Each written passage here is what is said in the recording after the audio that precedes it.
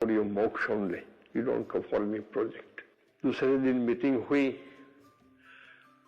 और 10 मिनट्स में बापा ने सबको कन्विंस कर दिया कि ये प्रोजेक्ट यहाँ करना है।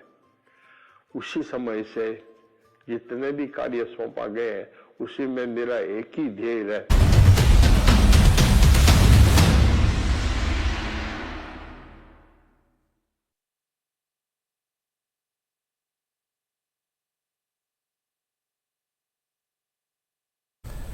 નમસ્કાર, આપ જોઈ રહ્યા છો બી ઇન્ડિયા। હું છું સરસ્વતી ચંદ્ર આચાર્ય। સ્વાગત છે આપનું ટુ ધ ટોપિકમાં। આજનો મુદ્દો છે દારૂબંધી વિશેનો અને એનું એક વિશેષ કારણ છે કેમ કે 2 દિવસ પહેલા એક બનાવ ગીર સોમનાથ જિલ્લામાં બન્યો છે। પોલીસનું કામ દારૂ પકડવાનું છે। પોલીસ દારૂ પકડતી હોય છે, દારૂબંધીનો અમલ કરાવતી હોય છે। ગીર સોમનાથ જિલ્લો કે જ્યાં ગીર ગઢડા પોલીસ મથક આવેલું છે એ વિસ્તારમાં છેલ્લા કેટલાક સમયમાં જે દારૂનો જથ્થો ઝડપાયો હોય એનો નિયમ પ્રમાણે નાશ કરવાનું આયોજન ઉના ખાતે પોલીસ દ્વારા કરવામાં આવ્યું હતું, જેથી આ દારૂનો જથ્થો ટ્રેક્ટર મારફતે ઉના લઈ જવામાં આવતો હતો। પરંતુ એ દરમિયાન ગીર ગઢડા પોલીસ મથકમાં ફરજ બજાવતા એક એએસઆઈએ આ દારૂના જથ્થામાંથી 2 કોથળા અને 2 બેગ ભરીને દારૂનો જથ્થો ઉઠાવીને પોતાની ખાનગી કારમાં મૂકી દીધો। આ ખાનગી કારની ઉપર પોલીસ નામની પ્લેટ પણ લગાડેલી હતી, એમાં એમણે છુપાવી દીધો। અલબત્ત ઉપરી અધિકારીની નજરમાંથી આ કશું જ છુપું રહ્યું નહીં અને તરત જ એ જથ્થો પરત લઈ અને ઉપરી અધિકારીએ આ એએસઆઈને કડક ઠપકો આપ્યો। ત્યારે સવાલ એ થાય છે કે ગુજરાતમાં દારૂબંધીનો અમલ કેટલો અસરકારક અને ગુજરાતમાં દારૂબંધીની નીતિ કેટલી જરૂરી છે? શું એમાં કોઈ પરિવર્તન કરવાની પણ જરૂર છે? આ નીતિને વધારે કડક કરવાની જરૂર છે કે જે ચાલે છે બરાબર છે, કે પછી દારૂબંધીમાં છૂટછાટ આપવાની જરૂર છે? આ બધા મુદ્દાઓ વિશે આજે આપણે ચર્ચા કરીશું ટુ ધ ટોપિકમાં। અને આપણી સાથે આજે જોડાયા છે કોંગ્રેસના નેતા સાગર શાહ, સામાજિક કાર્યકર, રાજકીય વિશ્લેષક એવા રૂઝાન ખંભાતા, એડવોકેટ મિતેશ પંડ્યા, ભારતીય જનતા પક્ષના નેતા શૈલેષ પરમાર। શૈલેષભાઈ, સૌથી પહેલા આપની પ્રતિક્રિયા।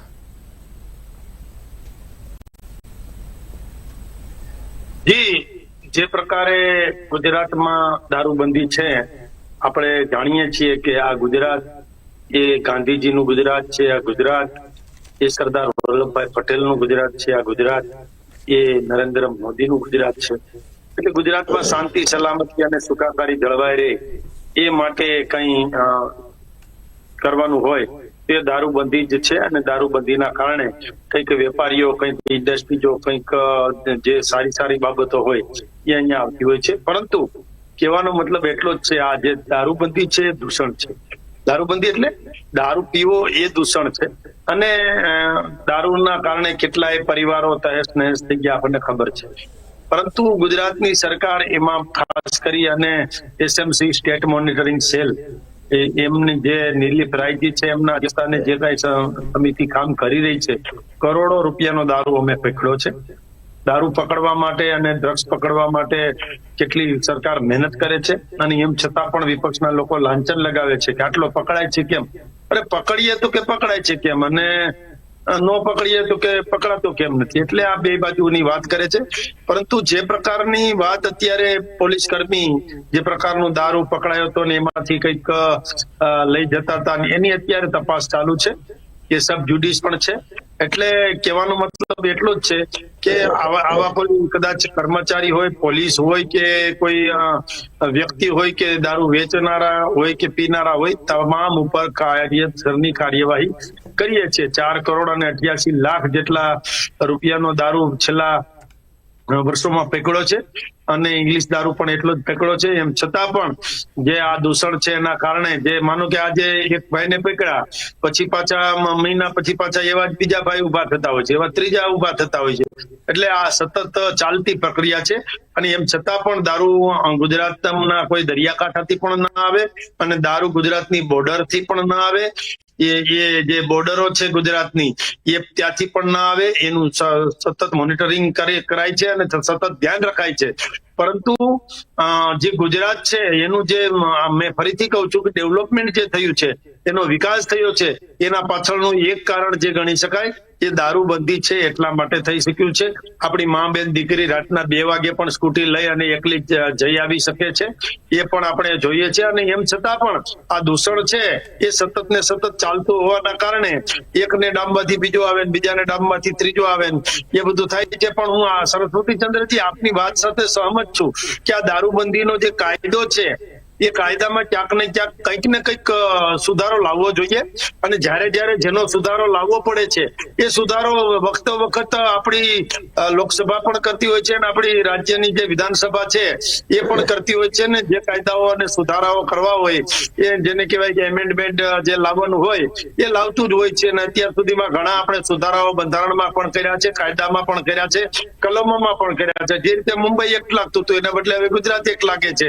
જે રીતે બીજા બધા કાયદાઓ હતા એમાં ક્યાંક ને ક્યાંક સમયની સાથે ચાલવા માટે જૂના કાયદાઓને અપગ્રેડ કરી અને નવેસરથી માનો કે લેન્ડ ગ્રેબિંગ છે તે નવો કાયદો છે. લેન્ડ ગ્રેબિંગની જરૂરિયાત અત્યારે ઉભી થઈ છે કાયદાની.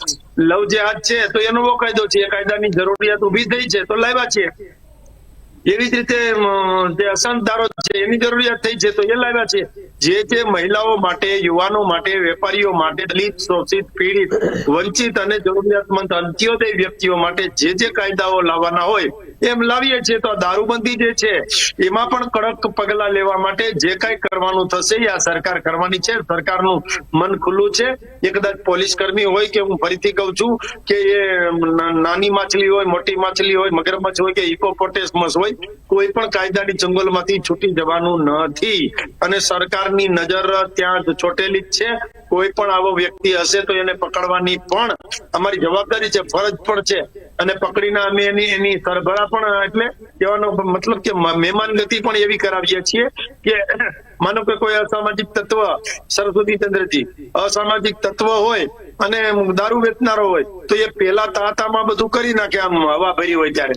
પછી જયારે પોલીસના ચકંજામાં આવે અને પછી પોલીસ સાથે થોડા દી રહ્યા પછી પોલીસની કસ્ટડીમાં અથવા તો એને રિમાન્ડ આપ્યા હોય પછી એને જયારે કોર્ટમાં કરાય ને ત્યારે એની સ્થિતિ જોજો, આમ ડગમગ ચાલે છે, કુકડા ચાલ. એટલે એ બતાવે છે કે પોલીસ કઈક કામગીરી કરી રહી છે ને એના કારણે જે કુકડા ચાલના કારણે ક્યાંક ને ક્યાંક અન્ય લોકોને આવો વિચાર સુધા પણ આવે તો પણ એને તકલીફ પડી જાય કે આ બધી પ્રવૃત્તિઓ થાય એમ છે. અને હવે તો દારૂબંધી હોય કે જે ગુજરાતના યુવાનોને વ્યસનના રવાડે ચડાવનાર કોઈ પણ ડ્રગ્સ હોય, હેરોઇન હોય, દારૂ હોય, સ્મગલિંગ હોય, આ કોઈ પણ પ્રકારની પ્રવૃત્તિ હોય એ ચાલવા દેવાના નથી. એ અમે પકડીએ છીએ તો અમારા ઉપર લાંછન લગાડે છે, અમને કશો વાંધો નથી. આદરણીય ગૃહમંત્રી શ્રી અમિતભાઈ શાહ પણ કહ્યું છે કે અમને કશો વાંધો નથી. જેને જે લાંછન લગાડવા હોય, જેને જે માછલા ધોવા હોય અમારા ઉપર એ ધોવે, પણ અમે દારૂ પકડવાના છીએ, અમે ડ્રગ્સ પકડવાના છીએ. ગુજરાતના યુવાનોને ડ્રગ્સ અને દારૂના ચકંજામાં ચપડાવવા નહીં દઈએ.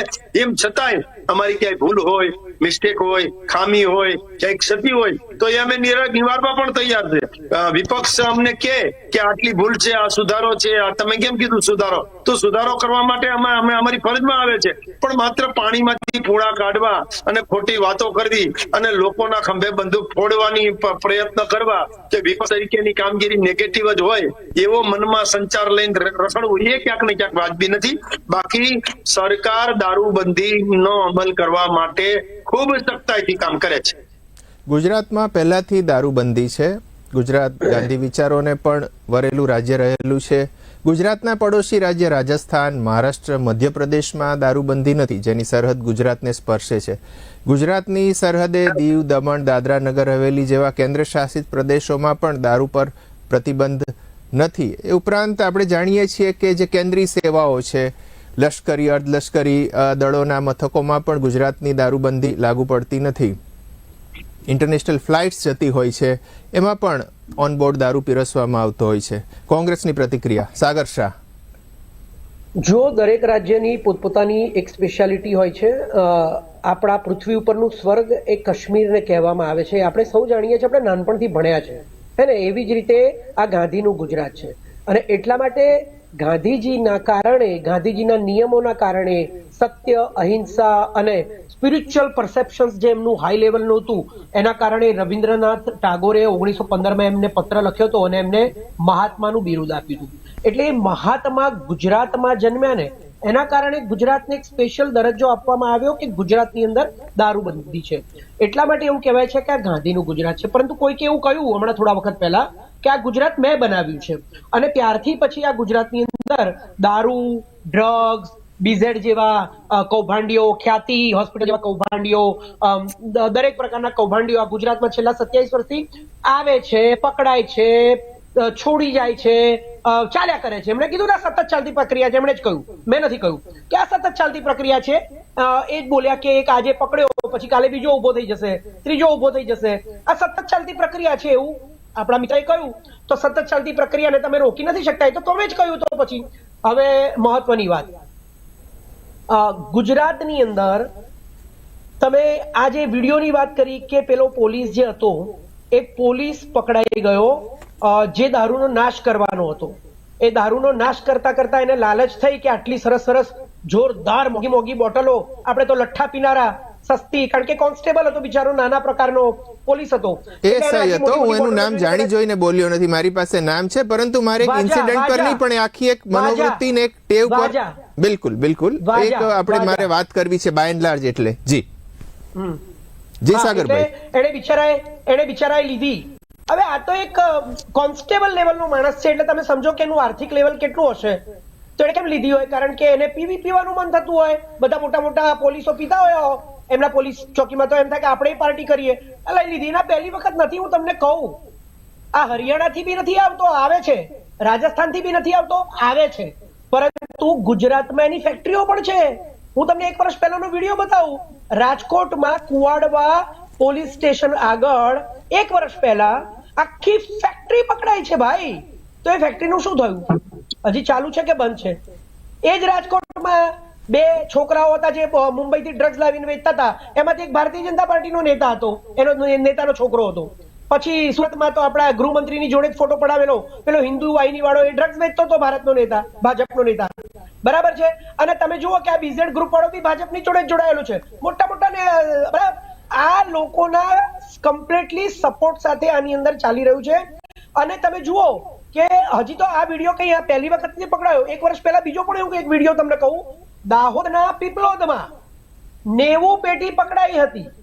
એ 90 પેટી પોલીસ સ્ટેશનમાં રાખવામાં આવી હતી. ત્યાંથી એક વિડીયો વાયરલ થાય છે. એ વિડીયોમાં એવું દેખાય છે કે પોલીસ સ્ટેશનમાંથી એ પેટી જે દારૂની હતી એમાંથી કેટલીક પેટીઓ પકડીને કેટલાક લોકો લઈ જતા હતા, અને એ દિવાલ કૂદીને પોલીસ સ્ટેશનની બાજુના પેટ્રોલ પંપમાં જતા રહ્યા. પછી એ લોકો પકડાયા તો એ પણ બધા કોન્સ્ટેબલ જ હતા. 90 પેટીમાંથી 23 પેટીઓ એ લોકોએ ગાયબ કરી નાખી હતી, અને 2 પેટી એમની પાસે રેડ હેન્ડ પકડાઈ. તો કે આ પહેલી વાર થોડું પકડાયું છે ગીર ગઢડામાં, ગીર સોમનાથમાં. આ તો સતત ચાલતી પ્રક્રિયા છે. આજે એક પકડાયો, એને અંદર નાખી દેશે. તમે જુઓ એની બદલી કરી નાખી. હવે ચોર બદલી કરી નાખી તો ત્યાં બીજે જઈને ચોરી નહીં કરે? સજા આપી, સજા મળવી જોઈએ ને. There should be. તમે નિયમ લાવ્યા હતા હમણાં 4 દિવસ પહેલા જ આપણે ડિબેટ કરી પ્રોસ્ટિટ્યુશન ઉપર ને ઉપર. 35 નિયમો પહેલા નિલેશભાઈ સોલંકી જોરદાર બોલતા હતા.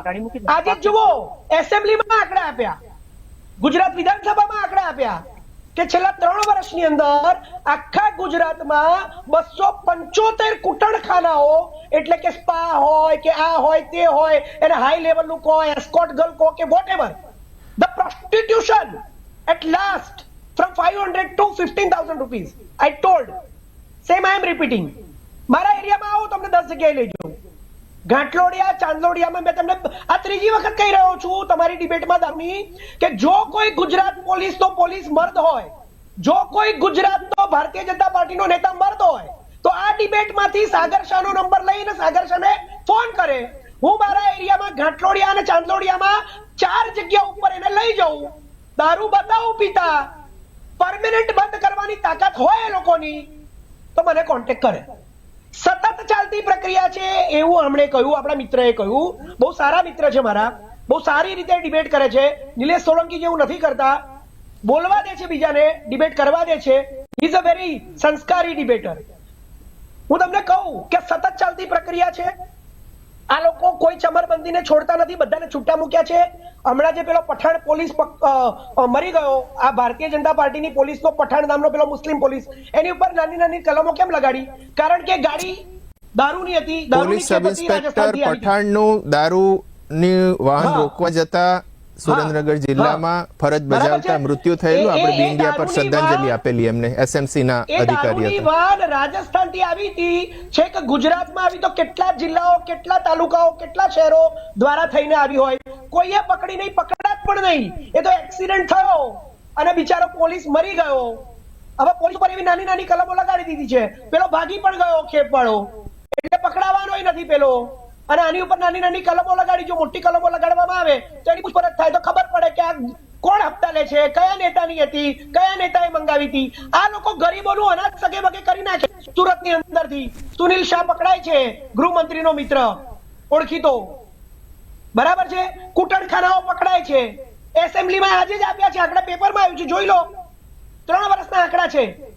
સૌથી વધારે કુટણખાના સુરતમાં 201, અમદાવાદમાં 36, રાજકોટમાં 26 અને બરોડામાં 13. મેં તમને ડિબેટમાં કહ્યું હતું કે આપણે કદાચ ભાવનગર, જામનગરને ના ગણીએ, કારણ કે બિચારા થોડાક દેશી લોકો ત્યાં રહેતા હોય છે એવું કહેવાય છે, બરાબર છે. પણ જે વિકસેલા શહેરો છે એ વિકસેલા શહેરોની વાત કરીએ તો આ બધું હકીકત છે. કુટણખાના હોય, સ્પા હોય, મસાજ પાર્લર હોય, એસ્કોર્ટ ગર્લ્સ હોય, ગૂગલ ઉપર તમે સર્ચ કરો કે અનેક પ્રકારના સ્પાઝ હોય, પછી દારૂ વેચાય, ડ્રગ્સ વેચાય. હમણાં જ મુન્દ્રા પોર્ટ ઉપર કોંગ્રેસ, યુથ કોંગ્રેસે પ્રદર્શન કર્યું. It's a gateway of drugs. બધું અવેલેબલ છે ને સતત ચાલતી પ્રક્રિયા છે. એમણે કહી તો દીધું, મારે શું કરવા કહેવાનું. તો હવે હું સામાજિક કાર્યકર વિશ્લેષક રૂઝાન પાસે જઈશ. એરિયામાં આવે હું લઈ જાઉં. It's open everywhere. જી સર. રૂઝાન ખંભાતા, આપની પ્રતિક્રિયા. સર, સૌથી પહેલા તો આ જે રીતે આપણા ગુજરાતમાં થાય છે, ગાંધીનું ગુજરાત એક બાજુ કહેવામાં આવે છે. આપણા શૈલેષ સરે બહુ સરસ સારી વાતો કરી, ગાંધીનું ગુજરાત, પછી બીજા બધા નેતાઓનું જાત જાતના નામો આપ્યા. પણ મને એક બહુ આઘાત લાગ્યો કે એ જે જાત જાતના નેતાઓના નામ આપ્યા, એ નેતાઓએ તો અત્યારે ગિફ્ટ સિટીમાં ઓપન કરાવી દીધું દારૂ ગાંધીના ગુજરાતના નામે. પછી અહીંયા આઈ થિંક સુરતના પેલો બોર્સ કઈ કહેવાય, એમાં પણ ઓપન કરાવી દીધો દારૂ. અને એક બાજુ અમારા સર કહે છે કે આ તો વિકાસશીલ ગુજરાત છે, એને દારૂ બંધુ જોઈએ. અને એક બાજુ આપણા નેતાઓ કહે છે કે ભાઈ વિકાસ માટે દારૂ કરવો, પીવડાવવો પડે, ના તો આપણું ગુજરાતના વિકાસ નહીં થશે. એટલે બહુ કન્ફ્યુઝનમાં છું આજે સાહેબ. પહેલો પોઈન્ટ. બીજો પોઈન્ટ મારા કન્ફ્યુઝન અત્યારે એ થઈ રહ્યો છે સાહેબ કે ઇમ્પોર્ટન્ટ કે અત્યારની તારીખમાં શૈલેષ સરે સરસ કીધું કે ભાઈ અમે પકડશું ને ડ્રગ્સ ને નહીં છોડશું ને, અરે વાહ મજા આવીને. પેલા શું કાચબાની જેમ ચાલે છે કે પેલા વોટેવર કેવું ને લોકો કાચબાની જેમ કે પેલું ચાલે છે, પોલીસમાંથી પોલીસ પકડે પછી. તો સાહેબ આવું કાચબાની જેમ કે જે રીતે ચાલતા હોય, કુકડાની જેમ ચાલતા હોય, તો સર મારું એવું માનવું છે તો આ તો કંટ્રોલમાં આવવું જોઈએ ને. ક્રાઇમ રેટ કંટ્રોલમાં આવવો જોઈએ. કારણ કે મને યાદ છે કે જયારે આપણે સિમ્પલ આપણું ટ્રાફિકના વાયોલેશન થતા હતા ને, ઈ મેમો આવતો હતો તો એટલીસ્ટ પેલા લોકો જે સફેદ પટ્ટીઓ ક્રોસ કરતા હતા ને પેલી ને 500 રૂપિયા ભરવા પડતા હતા, તો એ કંટ્રોલમાં આવી ગયું હતું. તો તમે અગર આવું સોલિડ શોક ટ્રીટમેન્ટ આપતા હો તો કંટ્રોલમાં આવવું જોઈએ. તો તમારે કંટ્રોલની તો જે બહાર જઈ રહ્યું છે, દિવસે દિવસે આંકડા વધી રહ્યા છે ઘટવાના કરતા. એટલે પોઈન્ટ અત્યારે સાહેબ એ છે કે મને આપણા સર જે બોલ્યા મને બહુ બધું સારું ગમ્યું, પણ કદાચ સર ભૂલી ગયા કે એ કોના પ્રવક્તા છે. એ મારા જેવા લેમેન જેવી વાત કરી કે અનફોર્ચ્યુનેટલી જે પણ સત્ય આ છે કે ભાઈ કંટ્રોલમાં નથી, એવું ના વર્ડ યુઝ કરી શકે. એટલે મેં વર્ડ યુઝ કર્યો કે ભાઈ કંટ્રોલમાં જે નથી આવી રહ્યું, એટલે આપણે જે કોલર ઊંચા કરીને વાત કરી. હા, મારી એક વાત સાચી કે આ જે પીઆઈએ કે જેમને જે પકડ્યું આ એએસઆઈ ને, એમને મારે સલામ મારવી જોઈએ કે ભાઈ એમને પકડ્યું. હવે શું રીઝન હતું એમાં મારે પડવું નથી, કારણ કે ઘણીવાર અંદરની પેલી ગ્રુપ હોય કે જે બી હોય, પણ સારું ચલો પકડ્યું એ રીતે બહુ કે ભાઈ પેલા આવું ચીટિંગ કરતો હતો. પણ પોઈન્ટ અત્યારે એ છે ને સાહેબ કે આજની તારીખમાં અગર પોલીસ લોકો, હવે હું એની પર આવું છું, અમારા હોમ મિનિસ્ટર ચપરબંધી કો નહીં છોડેંગે આવી જશે. બહુ ગમે, મને બહુ ગમે, કારણ કે thanks to media at least A particularly બેન કે કારણ કે દીકરીઓ માટે હોય એટલે હું ધ્યાન રાખું ને એને બિચારને જસ્ટિસ મળી જાય, કારણ કે હોમ મિનિસ્ટર શ્રી આવી જાય, ચપરબંધી કો દીકરી નાનું બાળક જે બી હોય. તો પણ આ કેસમાં અગર પોલીસ ડિપાર્ટમેન્ટમાં આવી રીતે થઈ રહ્યું છે અને તમારા અંદર પોલીસ વાળા જ આવું, જે લોકો એક શપથ ખાધી છે કોન્સ્ટિટ્યુશન પ્રોટેક્ટ કરવાની, લોકોને પ્રોટેક્ટ કરવાની, જાતની શપથો ખાધી છે સાહેબ, અને એ જ લોકો અગર આવું કરતા હોય તો બીજું શું શીખશે સાહેબ? આ તો પછી એ સેમ સ્ટોરી થઈ ગઈ ને કે સાહેબ મારા સાગર સરે અત્યારે બતાવ્યું કે આમ છે ને પેલું છે, તો હું તો મારા માટે ઇમ્પોર્ટન્ટ છે બિલ્કિસ બાનુના રેપિસ્ટ. કે તમે બિલ્કિસ બાનુના રેપિસ્ટ છોડો છો ને પછી કહો છો કે ભાઈ અમે રેપ કંટ્રોલમાં કરશું. અરે ભાઈ તમારું તમે શીખાય ખાવાના દાંત અલગ છે ને દેખાડવાના દાંત અલગ છે. પ્રોબ્લેમ મારા હંમેશા ત્યાં થઈ રહ્યો છે. એટલે અત્યારે સર પોઈન્ટ અત્યારે એ છે કે અનફોર્ચ્યુનેટલી મારા ગુજરાતમાં જ્યાં પેલું કહે ને 12 વાગે બી દીકરીઓ ફ્રી કરતી હતી નવરાત્રી વખતે બી, હવે તો એ બી ના રહ્યું.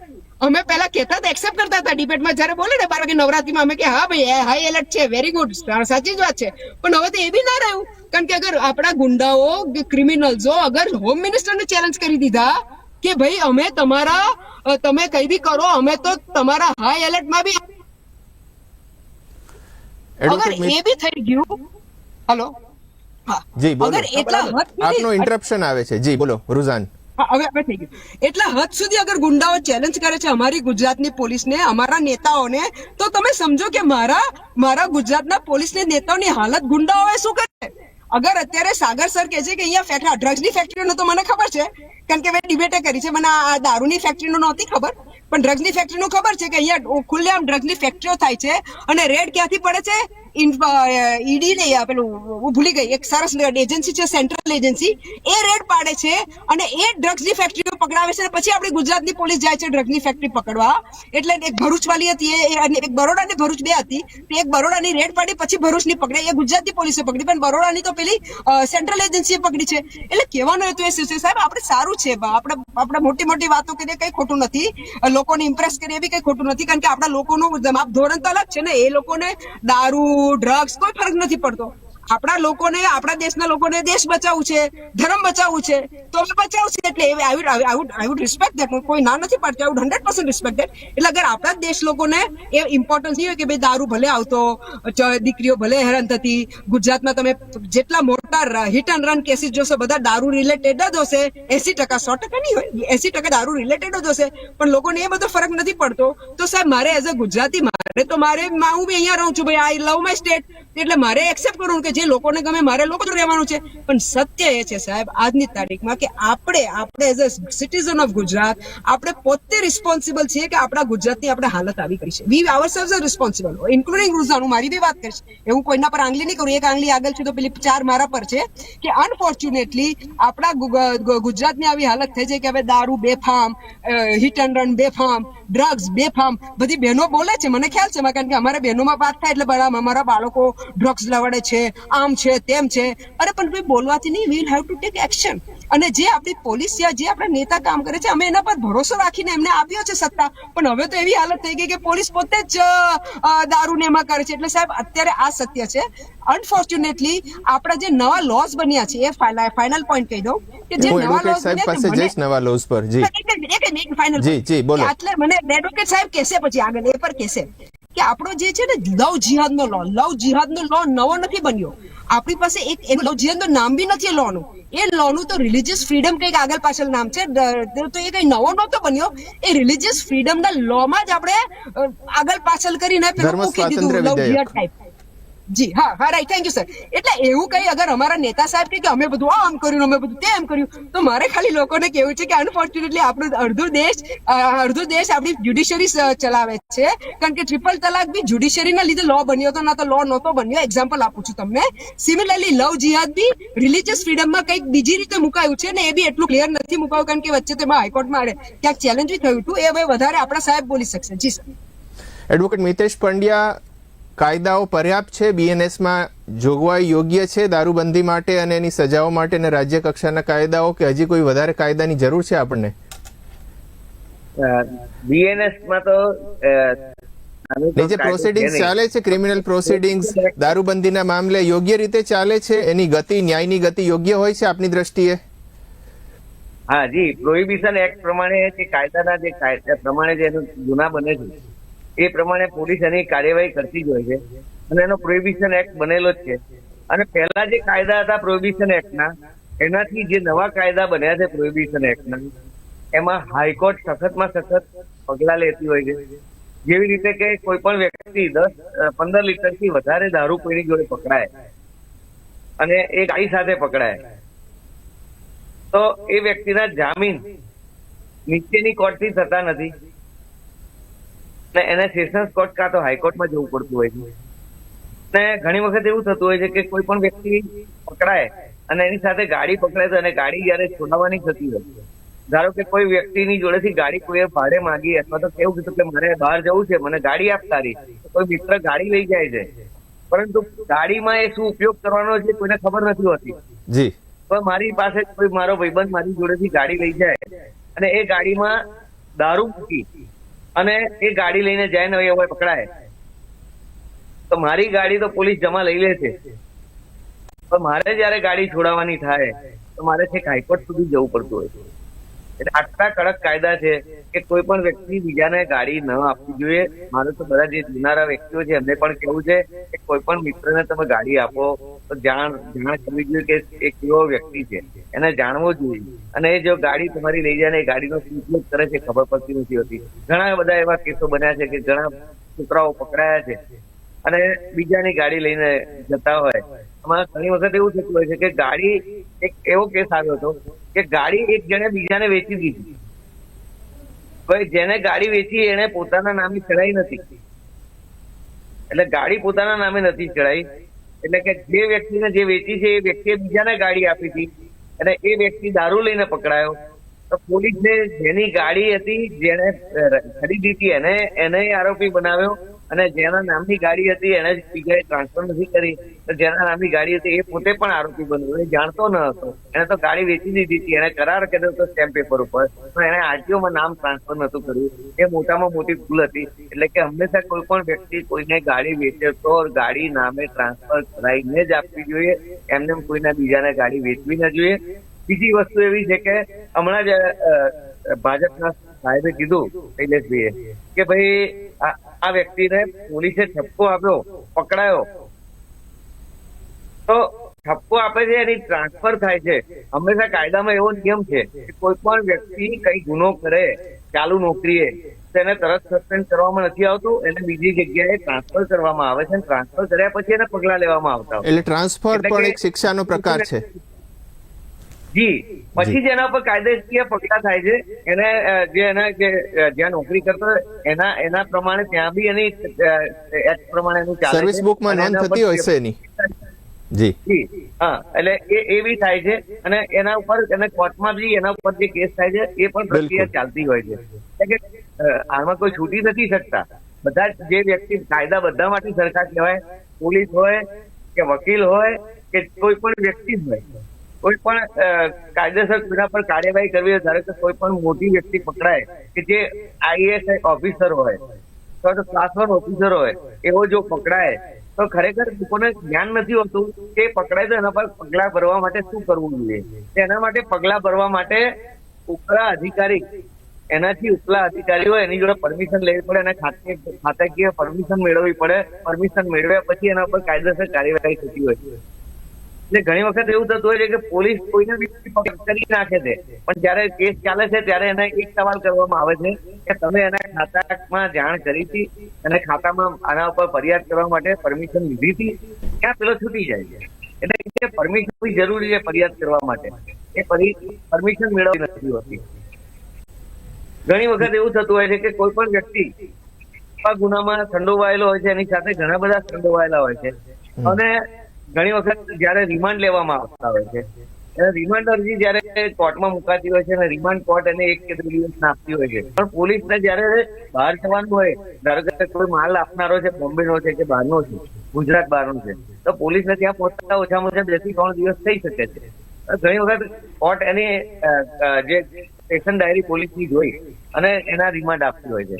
એમને આપતી નથી હોતી. રિમાન્ડ ડાયરી એના કેસ ડાયરીમાં લખેલું હોય છે એ પ્રમાણે. અને જે કોઈ પણ વ્યક્તિ પકડાય છે અને આ જયારે પોલીસ પકડાયો તો એનામાં ખાતાકીય એની તપાસ થતી હોય છે. ખાતાકીય એની તપાસમાં એની જોડે એની જુબાની લેવાય અને એની તપાસ થાય છે અને એક વ્યક્તિને 2 જગ્યાએ સજા ન થાય. એના ખાતાકીય તપાસ થાય અને પોલીસ કેસ ચાલે. એમાંથી જે બી બંને એવું થાય. સાગરભાઈ, એડવોકેટ પંડ્યા વક્તવ્ય પૂરું કરે પછી હું ફરીથી ક્રમાનુસાર આવીશ, ભાજપ પછી આપની પાસે આવીશ. જી પંડ્યા સાહેબ. જી, એટલે કે આ જે પ્રક્રિયા છે, હવે ઘણી વખત એવું છે કે કોઈ પક્ષથી કઈ ગુનેગારો વધતા નથી. પહેલા કોંગ્રેસ પક્ષ જયારે સત્તા ઉપર હતી ત્યારે ગુનેગારો હતા, ભાજપ સત્તા ઉપર છે ત્યારે પણ ગુનેગારો છે. પણ આ ગુનેગારીની પ્રક્રિયા કોઈ પણ વ્યક્તિ ઝડપથી પૈસા કમાવાની કોશિશથી આગળ વધતા હોય છે. ધારો કે દારૂનો ધંધો કોઈ પણ વ્યક્તિ ચાલુ કરે તેને ઝડપથી કમાવા મળતું હોય છે, એટલા માટે દારૂના ધંધામાં ઘૂસી જાય છે. દારૂના ધંધામાં એક કરતા વધારે વાર પકડાય એની ઉપર પાસા જેવા સ્પેશિયલ એક્ટ પણ લાગતા હોય છે. આ પાસા બી કરવામાં આવે છે. 1 થી વધારે કેસો થાય એટલે એને તરત પાસા કરવામાં આવે છે અથવા તો તડીપાર પણ કરવામાં આવે છે. તડીપારની પ્રક્રિયા એવી છે કે કોઈ પણ વ્યક્તિને પીઆઈ નક્કી કરે કે જે પકડાયો હોય એના પર 1 કે 2 ગુના થાય એટલે એ કમિશનરને લેટર લખે કે ભાઈ આને તડીપાર કરવી કે પાસા કરવા. પછી કમિશનર એને પરમિશન આપે, પછી એને તડીપારની પ્રક્રિયા ચાલુ થાય. એટલે એ તડીપારની પ્રક્રિયા એ જ્યાં રહેતો હોય એની ઝોનમાં ના હોય. ધારો કે ABCD એવી ઝોન હોય તો એમાં પકડાયેલો વ્યક્તિ હોય એનું બી ઝોન કે ડી ઝોન કે કોઈ પણ ઝોનના એસીપી જોડે તપાસ થાય અને એની તડીપારની પ્રક્રિયા થાય, એની જુબાની લેવાય, એના સાક્ષીઓની જુબાની લેવાય. પછી એસીપી કમિશનરને લેટર લખે કે આને તડીપાર કરવો છે કે નહીં. ધારો કે એસીપી એવું લખે કે આને તડીપાર નથી કરવો પણ કમિશનર એવું કે ભાઈ ને આને કરવા જેવો છે, કમિશનરે પૂરેપૂરી સત્તા છે, એ એને તડીપાર કરી શકે છે. અને તડીપાર કે પાછા થયા પછી એની કોઈ બી વ્યક્તિ જયારે છૂટવા માટે તડીપાર કે પાસામાંથી છૂટવા પાસા માટે પાસાની બેચ બેસે છે. એ બેચમાં નક્કી થાય, એ અરજી કરે, નક્કી થાય કે ભાઈ આને પાસા કેન્સલ કરવી છે કે નહીં. અને જો એ કેન્સલ ના થાય તો એના માટે એને હાઈકોર્ટ જવું પડે છે અથવા તો ગૃહ ખાતામાં જવું પડે છે. એવી જ રીતે તડીપારમાં કોઈ પણ વ્યક્તિ કરવામાં આવે તો ગૃહ ખાતામાં એને અપીલ કરવી પડે ગૃહ સચિવ જોડે. અને એ અપીલ કર્યા એને તડીપાર કેન્સલ ન થાય તો પછી એને હાઈકોર્ટ જવું પડે. આવી પ્રક્રિયાઓ થતી હોય છે. આટલી મોટી પ્રક્રિયાઓમાં એને પસાર થવું પડતું હોય છે. એટલે કે ઘણી વખત ગૃહમંત્રી કે ગૃહ સચિવ તડીપાર કેન્સલ ભાગ્યે જ કોકની કરતા હોય છે. આપ સૌનું એવું કહેવું છે કે ગુજરાત માટે દારૂબંધીની નીતિ છે યોગ્ય છે, યથાવત રાખવી જોઈએ, બરાબર? મારો આપ સૌને એક પ્રશ્ન છે કે જો આ નીતિ આટલી યોગ્ય હોય તો આખા દેશમાં શા માટે એનો અમલ ન કરીએ? શરૂઆત પંડ્યા સાહેબ આપનાથી 1 મિનિટ. જી. હા, એટલે કે દારૂબંધી એટલા માટે કરવી જોઈએ કે ભાઈ આખા દેશમાં કરવી જોઈએ કે નહીં? આખા દેશમાં કરવી જોઈએ તોય વાંધો નથી. ઓકે, ભાજપ શૈલેષભાઈ પરમાર.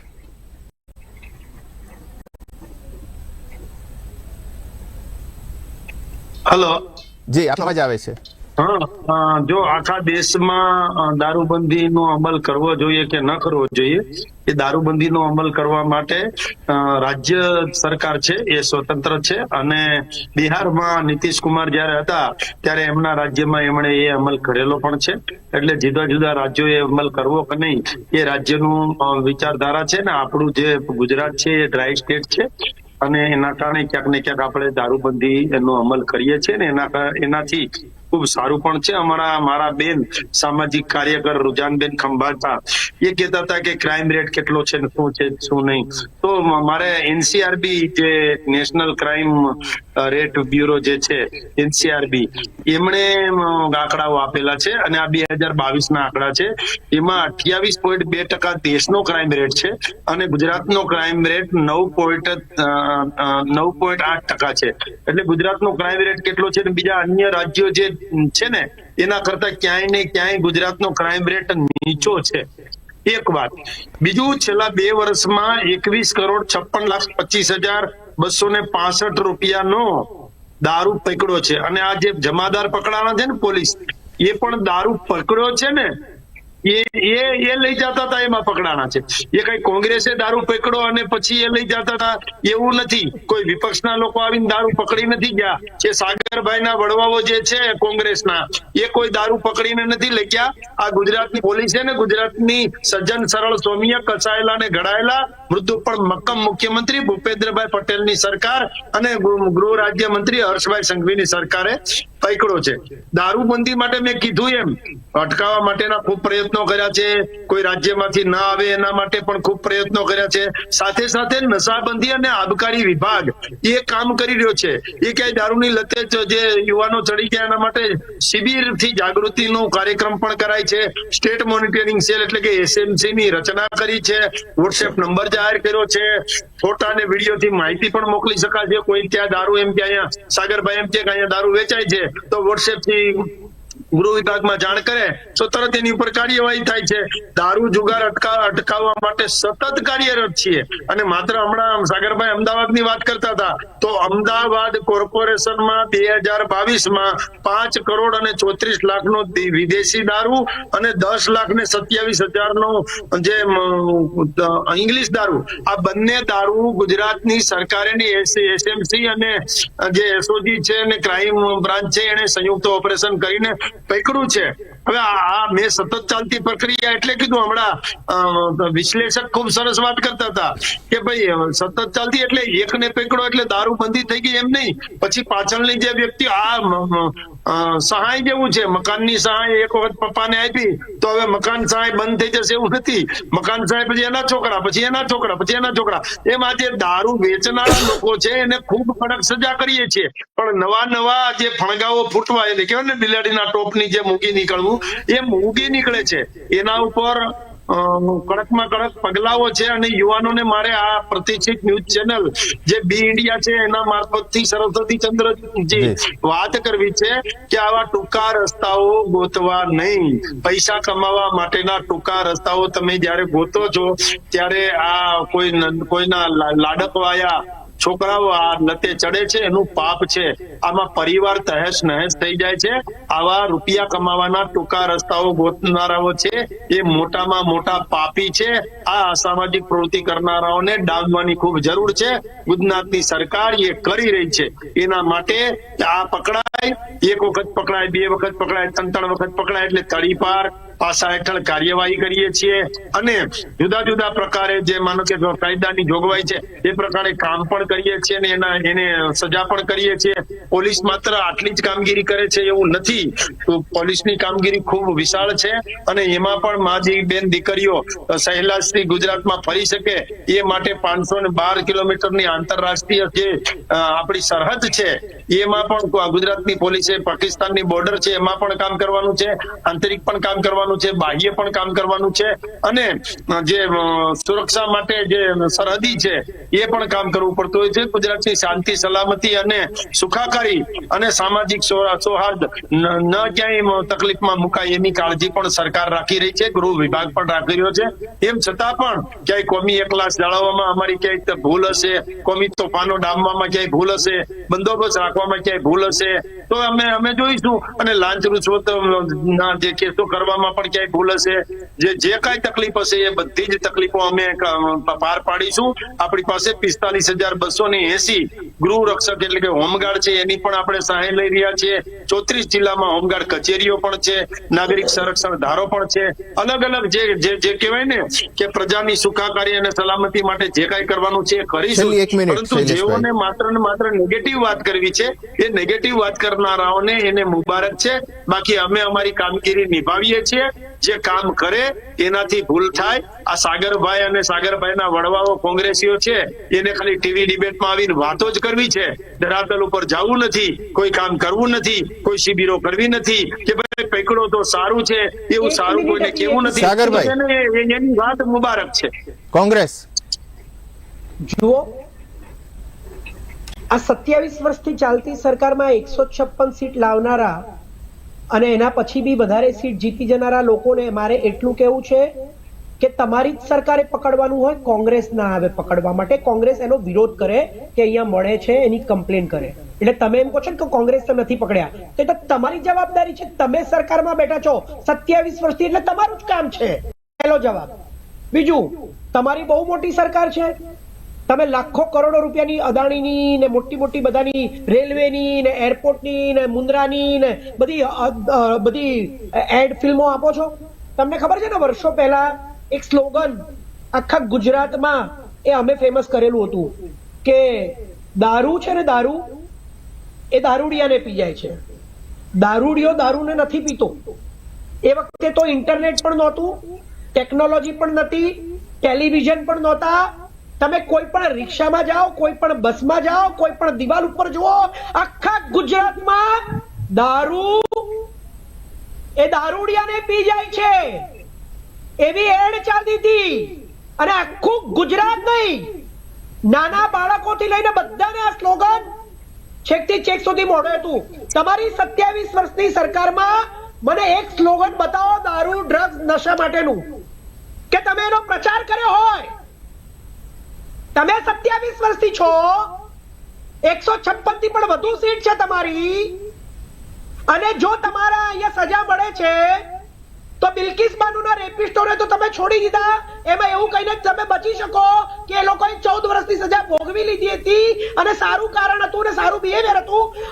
બનારસ હિન્દુ યુનિવર્સિટીના 3 રેપિસ્ટો તમારા ભારતીય જનતા પાર્ટીના ઉત્તર દારૂની પ્રદેશમાં ડિબેટ છે. એક મિનિટ, હા, એટલે ઉદાહરણ આપું છું, ન્યાય મળે છે ને.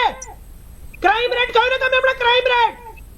આ ઉત્તર પ્રદેશમાં લોકસભા ચુનાવની અંદર એ 3 રેપિસ્ટો યંગ, જેના ફોટો બાલ વિકાસ અને મહિલા મંત્રી સ્મૃતિ ઈરાની સાથે આખા ભારતમાં વાયરલ થયા છે.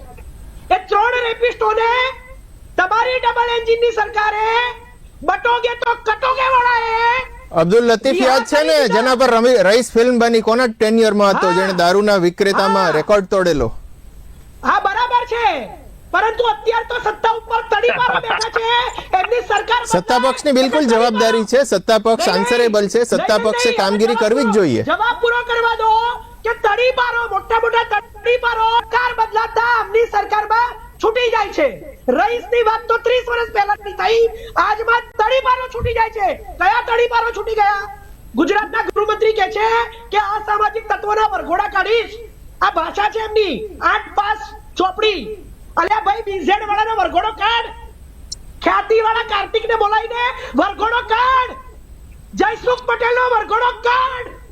8 પાસ ગૃહમંત્રી, તડીપારો છૂટી ગયા. અહીંયા બનારસ હિન્દુ યુનિવર્સિટીના બળાત્કારીઓ તમારી સામે 2 દિવસ પહેલા છૂટી ગયા. અહીંયા ન્યાય મળે છે. આપણે દારૂ પર કેન્દ્રિત રહીએ, દારૂબંધીની પોલિસી વિશે વાત કરીએ. ન્યાય મળવાની વાત છે ને, કે છે બધાને ન્યાય મળે છે એમ કે છે ને, એની વાત છે. રામ રહીમને 9 વાર પેરોલ મળ્યા ચૂંટણીમાં. Gujarat come to Gujarat. સંજીવ ભટ્ટની વાત ગુજરાતની છે. સંજીવ ભટ્ટને પેરોલ આપ્યો. આ સતત ચાલતી પ્રક્રિયા છે.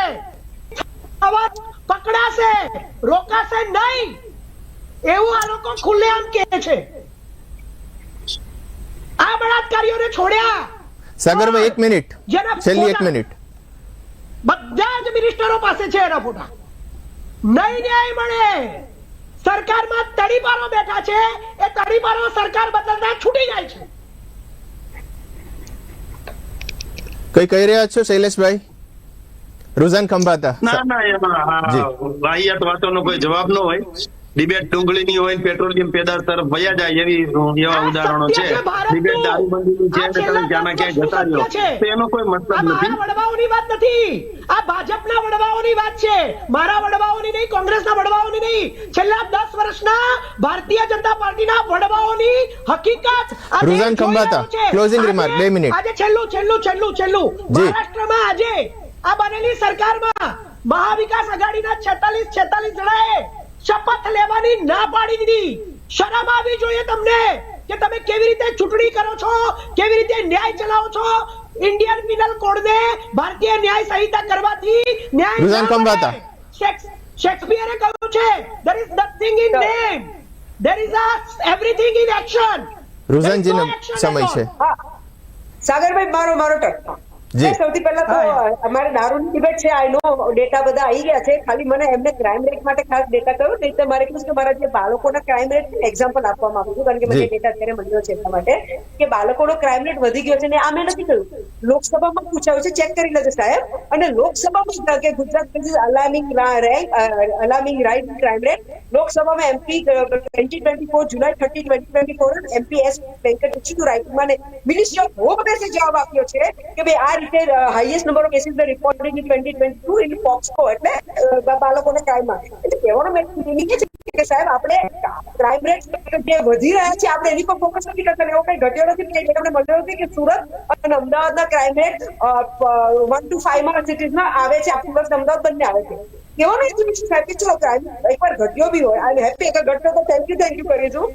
સાહેબ પોઈન્ટ કરે છે કે ક્રાઇમ રેટ આપણું જે શું કહેવાય, લોકો કેમ પતા નથી. ક્યારના અમારા શૈલેષ સર ક્યાં ના કહી રહ્યા છે કે નવા લોકો કરવા, લોકો પૈસા કમાવા છે, લોકો ગભરાતા કેમ નથી? કે આપણે ફોરેન જઈએ એક્ઝામ્પલ આપો, થૂકવાથી બી કરે છે, થૂકશું તો આપણને ફાઇન થશે. એક્ઝામ્પલ આપું છું તો સાહેબ ત્યાં ફોરેનમાં આપણે આ જ ઇન્ડિયાના આ તમારી ઇન્ડિયા બાળકો જ આવા ત્યાં થૂકવાથી બી ગભરાય છે, પણ ઇન્ડિયામાં કેમ નથી ગભરાતા? એવો અહીંયા ગુજરાતમાં કેમ નથી ગભરાતા? એવો મારી પોલીસ નો કેમ નહીં, એવો ઉભા મારી ગવર્મેન્ટ નો કેમ નહીં? મારો પ્રોબ્લેમ ત્યાં છે સાહેબ. ખાલી બસ ઈવર આઈને મોટા ને ખોટા બંને ડેટા આપવાથી ફરક નથી પડતો.